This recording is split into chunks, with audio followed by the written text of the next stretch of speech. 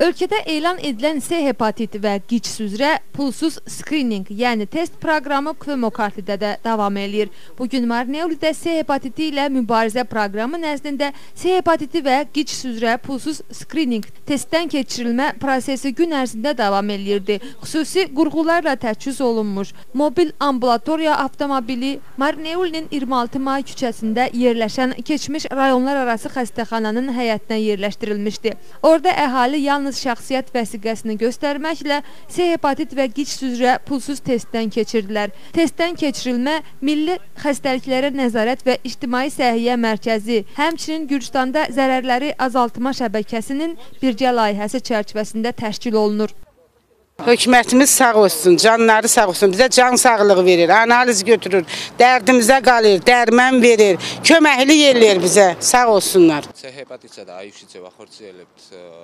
Sakinlərin qanında bu yolxucu xəstəliklərin olub-olmamasını elə insanların özləri də bilməlidirlər.